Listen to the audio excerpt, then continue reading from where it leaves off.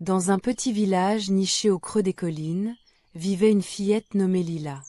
Curieuse et pleine de vie, elle adorait explorer le grenier poussiéreux de sa grand-mère où, un jour, elle tomba sur un livre ancien relié en cuir, couvert de runes scintillantes. Dès qu'elle ouvrit le livre, un souffle de vent frais sembla traverser la pièce, et en un clin d'œil, son jardin fut envahi de créatures féeriques. Des lutins malicieux, des fées lumineuses, et même un dragon minuscule, tout droit sorti des pages enchantées. Toutes ces créatures l'invitèrent à les suivre dans un voyage magique à travers des forêts merveilleuses et des grottes secrètes, où chaque aventure lui offrait une leçon précieuse. Avec les lutins, elle apprit la valeur de l'entraide, car seuls, ils ne pouvaient réparer leur pont hagard. Avec les fées, elle comprit l'importance de la patience en observant la lente transformation d'une fleur rare. Et avec le petit dragon, elle découvrit le courage nécessaire pour affronter ses peurs. À la fin de son périple, Lila réalisa que la vraie magie n'était pas dans le livre ou les créatures, mais dans les leçons que chaque aventure lui avait apportées. La gentillesse, la persévérance et le courage d'être soi-même. Fermant doucement le vieux livre, elle sut que ces valeurs l'accompagneraient toujours, bien après la disparition des créatures féeriques. Cette histoire nous rappelle que la magie la plus puissante réside dans ce que nous apprenons de nos expériences et dans la manière dont nous choisissons de grandir grâce à elles. Chaque nuit, au moment où le sommeil commence à peindre de douceur les paupières du garçon nommé Léo, une étoile filante descendait silencieusement de l'obscurité du ciel pour frôler sa fenêtre. Cette étoile, qu'il appelait Stella, le prenait alors dans ses bras scintillants et l'emmenait vers un royaume secret, un monde où chaque objet, du plus petit caillou au plus grand arbre, prenait vie. Léo adorait cet endroit magique. Là, les crayons dansaient en traçant des lettres de lumière, les livres chantaient des histoires oubliées, et même les pierres racontaient des contes de temps anciens. Un soir, il rencontra un vieux miroir qui lui parla de la valeur de la vérité. Regarder en face ce que nous sommes, même si c'est difficile, est le premier pas vers la sagesse. Une autre nuit, un balancier de vieux horloges lui enseigna la patience. Le temps ne se presse pas, il s'écoule doucement, et ceux qui savent écouter son rythme réussissent mieux leur chemin. À travers ces rencontres, Léo comprenait que chaque chose, même celle qu'il considérait parfois banale, avait une histoire et un rôle précieux. Il apprit à écouter, à observer avec attention, et à ne jamais sous-estimer la valeur des petits détails de la vie. Puis, une nuit, avant de le ramener chez lui, Stella lui dit « Ce royaume est un reflet du tien, Léo.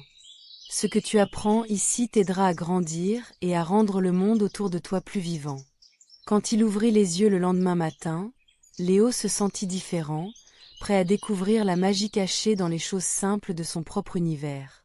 La leçon que Léo retint, c'était que tout est vivant à sa manière, que chaque élément a son importance, et que la curiosité et la bienveillance ouvrent les portes d'une compréhension plus profonde du monde, une magie bien réelle, accessible à qui veut bien la voir. Dans les ruelles pavées d'un vieux quartier, un chat errant au pelage tigré nommé Mistral errait seul, habitué à la solitude et au silence des nuits. Un soir, ses pattes croisèrent une vieille montre à gousset, ornée de symboles mystérieux. Curieux, Mistral toucha l'objet de ses coussinets, et soudain, une magie douce l'enveloppa. À partir de ce moment, Mistral pouvait parler aux enfants. Mais pas seulement leur parler, il pouvait les guider dans des mondes enchantés, où chaque aventure contenait une leçon pour grandir. Un après-midi, il rencontra Léa, une petite fille timide qui avait peur de se faire des amis à l'école. Mistral l'emmena dans la forêt des murmures, un endroit où chaque arbre racontait une histoire sur le courage et la gentillesse. En écoutant les récits des ancêtres arbres, Léa comprit que la vraie force vient souvent de l'ouverture aux autres, et que ces différences étaient une richesse, pas un défaut. Une autre fois, il guida Lucas, un garçon facilement en colère, dans le royaume des nuages calmes. Là, il apprit à respirer comme le vent, à trouver la paix même au milieu des tempêtes. Lucas découvrit que la patience et la maîtrise de soi sont les clés pour transformer la colère en énergie positive. Chaque sortie devenait un moment magique et une leçon précieuse, un pont entre l'imaginaire et la réalité pour ces enfants qui grandissaient avec un peu plus de confiance, d'empathie et de sagesse. Puis arriva le jour où Mistral comprit que son pouvoir, bien que merveilleux, ne devait pas faire oublier une vérité simple. La véritable magie vient de l'intérieur, de ce qu'on choisit de devenir chaque jour. Il retourna la montre dans un écrin invisible, laissant derrière lui des enfants transformés, prêts à créer leur propre magie dans le monde. Leçon de vie. Parfois, ce ne sont pas les pouvoirs extraordinaires qui changent notre vie, mais les petits apprentissages que l'on fait en écoutant, en aidant et en croyant en soi. Lucas et Camille, frères et sœurs, fouillaient le vieux grenier de leur maison de campagne quand ils tombèrent sur une clé ancienne, ornée de motifs étranges. Intrigués, ils suivirent leur instinct jusqu'à un vieux chêne au fond du jardin. Là, une serrure mystérieuse attendait. En tournant la clé, un portail flamboyant s'ouvrit sur une forêt où le temps semblait figé. Les feuilles ne bougeaient pas, les oiseaux étaient pétrifiés dans le ciel, et pourtant, autour d'eux, les rêves prenaient vie.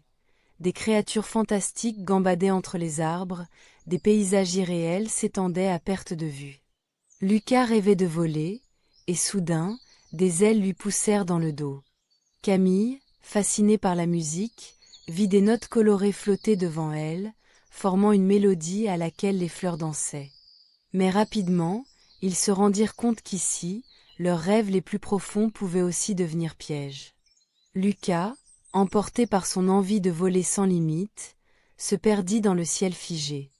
Camille risquait de se noyer dans une rivière qui coulait lentement dans le temps arrêté. Ils comprirent que dans ce monde, contrôler leurs désirs et garder les pieds sur terre était vital. En s'entraidant, ils réussirent à retrouver le chemin vers le portail. En franchissant la porte, le temps reprit son cours. Cette aventure leur laissa une leçon claire. Les rêves sont essentiels pour grandir, mais ils doivent être équilibrés avec la réalité et la raison. Se perdre dans ses désirs peut empêcher de vivre pleinement. Ensemble, Lucas et Camille apprirent à rêver avec sagesse, respectant à la fois leurs aspirations et le monde réel qui les entoure. Et toi, quel rêve voudrais-tu explorer avec un peu plus de prudence? Clara avait toujours adoré l'eau. Dès qu'elle avait pu marcher, elle courait vers la piscine municipale. Mais pour elle, une peur tenace persistait, le plongeon du tremplin. Chaque fois qu'elle se tenait au bord, son cœur battait si fort qu'elle avait du mal à respirer. Pourtant, Clara était sourde, et la natation était un moyen pour elle de communiquer sans barrière. Cette année, un concours local invitait de jeunes nageurs à s'affronter. Clara voulait participer, mais il fallait faire un plongeon impeccable au départ. Avec le soutien de son coach, qui utilisait la langue des signes pour communiquer, Clara commença un long travail sur sa peur. Elle pratiquait chaque jour, d'abord en sautant du bord bas, puis en montant un peu plus haut jusqu'au tremplin.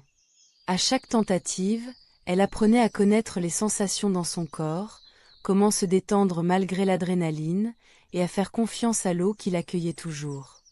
Le jour de la compétition arriva. Clara se plaça au bord du tremplin, les yeux fermés un instant, ancrée dans sa respiration. Puis elle ouvrit les yeux vers les juges, la foule, mais surtout vers elle-même. Elle sauta.